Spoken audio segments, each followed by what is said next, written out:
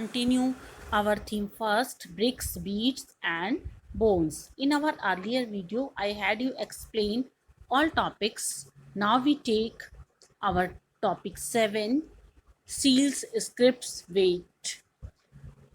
Subtopic 7.1 is seals and sealing.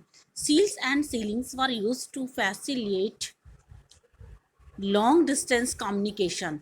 Imagine a bag of goods being sent from one place to another. Its mouth was tied with rope and on the knot was affixed with some wet clay on which one or more seals were pressed.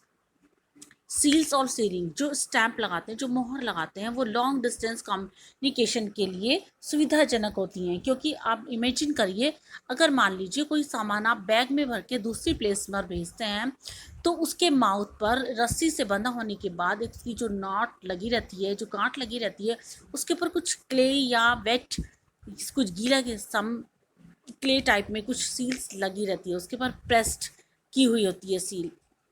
Clay on which one और मोर seals वर pressed, कई सारी seals उसके ऊपर pressed की जाती हैं। Living an impression, ताकि impression उसके ऊपर इम्प्रेशन आए। If the bag reached with its ceiling intact, it means that it had not been tampered with. The sealing also conveyed the identity of the sender. Now next topic 7.2, an enigmatic script. तो इस तरह से हमने देखा कि जो seals हैं वो एक सेंडर या भेजने वाले की आइडेंटिटी या पहचान होती है। Next topic is an enigmatic script. Harappan seal usually have a line or of writing probably containing the name of the title of honor. Scholars have also suggested that the motif, generally an animal, conveyed a meaning to those who could not read and write. जो Harappan seal में हमने usually देखा कि वो writing जो उसके ऊपर लिखी हुई है उस पर जो नेम है वो सेंडर टाइटल और नेम लिखा होता था, मेंशन होता था।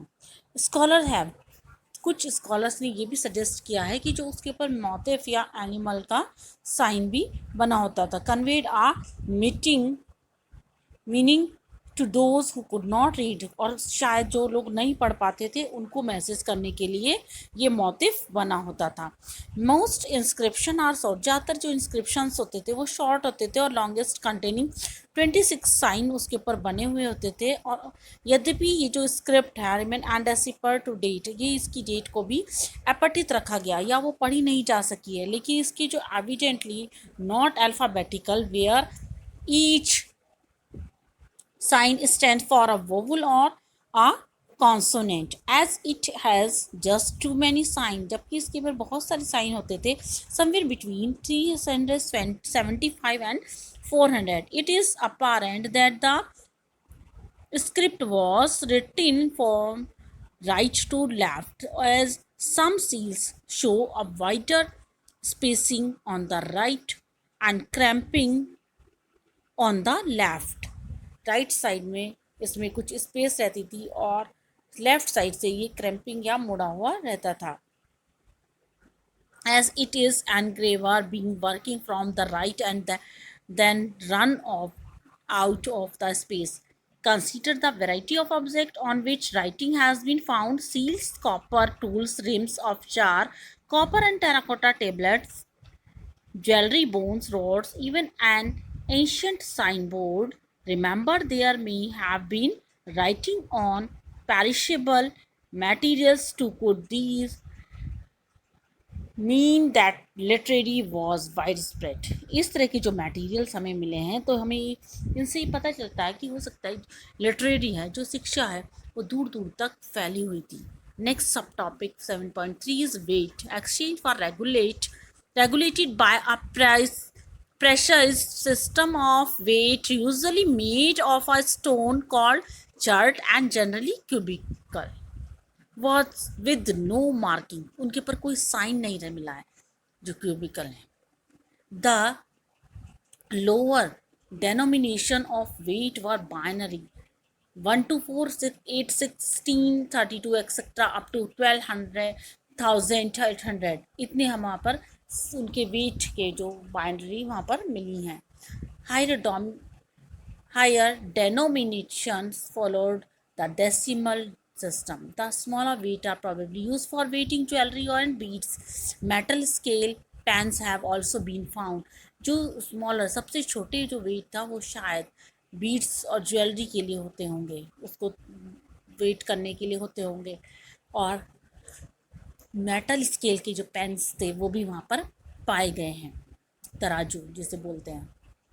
Ancient authority. Now we take our topic 8. There are indication of complex decisions being taken and implemented in Harappan society. Take for instance example के लिए हम देखते हैं कि जितने भी एक्स्ट्रा ऑर्डिनरी यूनिफॉर्म हैं, यूनिफॉर्मिटी ऑफ हड़प्पन आर्टिफैक्ट्स के वो हमें इन एविडेंट मिले इन पोट्री में. सील्स, वेट और bricks, notable bricks thought obviously not produced in any single center were of a uniform ratio throughout the region from Jammu to Gujarat. We have also seen that settlement were strategically set up in specific location for various reasons. Beside labor was mobilized for making bricks and for the construction of massive walls and platform. जो labour के द्वारा जो mobilise किया जाता है उनका BRICS के द्वारा जो कंस्ट्रक्शन के लिए उनको प्लेटफॉर्म बनाने के लिए वॉल्स बनाने के लिए उनको मोबिलाइज किया जाता था. हु ऑर्गेनाइज दीज एक्टिविटीज़, कौन इन एक्टिविटीज़ को ऑर्गेनाइज करता था? Palaces and kings. Now we take next topic, sub topic palaces and kings. If you look for a centre of power और फॉर डेपिक्शन ऑफ पीपल, अगर हम वहाँ पर देखें तो उनमें हम पावर में देखेंगे कि जो आर्कोलॉजिकल रिकॉर्ड्स हैं वो हमें इमीडिएट आंसर देते हैं. कुछ ऐसी बिल्डिंग्स हैं मोहनजोदाड़ो में जो लेबल्ड हैं पैलेस और महलों के रूप में वहाँ पर लेबल्ड हैं. Archaeologist but no speculator find were associated with, कोई भी ऐसा दर्शक वहाँ पर उससे एसोसिएट नहीं है. Stone statue was labelled and continues to be known as the priest king. This is because archaeologists were familiar with Mesopotamian history and its priest king and have found parallels in the Indus region. But as we will see, लेकिन हम जब देखते हैं यहाँ पर तो Harappan civilisation में जो ये हम इसको समझते हैं और इसके बारे में जो जानते हैं उसको उस वहाँ की जो पावर है वो पॉलिटिकल पावर, जो राजनीतिक पावर थी वो उनके द्वारा ही चलाई जाती थी. कुछ आर्कोलॉजिस्ट का ये ओपिनियन है कि जो हड़प्पन सोसाइटी थी वहाँ पर कोई रूलर नहीं था और सभी लोग इक्वल स्टेटस एंजॉय करते थे और जो अदर फील करते थे सिंगल थे. But several that Mohenjodaro had a separate ruler, क्योंकि मोहनजोदारो का जो रूलर थे वो सेपरेट थे. Harappa another and so fourth. Yet other argued that there was a single state given the similarity in artifacts. The evidence was plant settlements, the standardized ratio or brick size, and the establishment of settlement near source of raw materials. As of now, the last theory seems the most plausible, as it is unlikely that entire communities could have collectively made the implemented such as complex decision. Now we take our next topic, the end of civilization. There is evidence that by 1800 most of the mature Harappan sites in regions such as Palestine had been abandoned. Stimulously, there was an expansion of population into new settlements in Gujarat, Haryana and Western Uttar Pradesh. कुछ नए नए settlement हुए इन जगहों पर.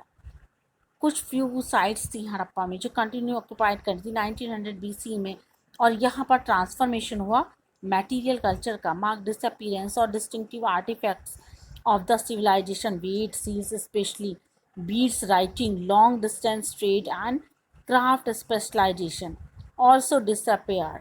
In general, far fewer materials were used to make for viewer things.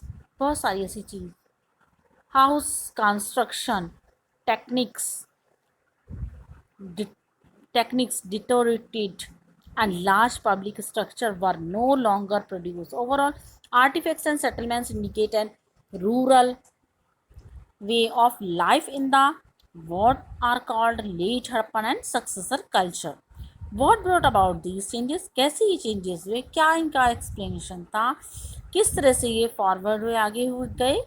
तो इनमें बहुत सारे से, जैसे क्लाइमेटिक चेंज है, डिफॉरेस्टेशन है, एक्सेसिव फ्लड्स हैं, the shifting and the drawing up of reverse, to overview of landscape. Some of that case causes many hold for certain settlement, but they do not explain the collapse of the entire civilization. It appears that a strong unifying element, perhaps the Harappan state, came to an end. हो सकता है कि शायद वहाँ का जो Harappan state था वो उसका अंत होने को आया हो. इस तरह के बहुत सारे एविडेंस मिले हैं जो डिसअपियर हैं सील्स के द्वारा, और जो स्क्रिप्ट्स हैं, बीट्स एंड पोइट्री, और shift from a standardised weight system caused local weight and the decline of abandonment of cities. The subcontinent would have to wait for over a millennium for new cities to develop in a completely different region. इस तरह से जो ये सब continent था एक बिल्कुल different और नए रीजन में डेवलप हुआ.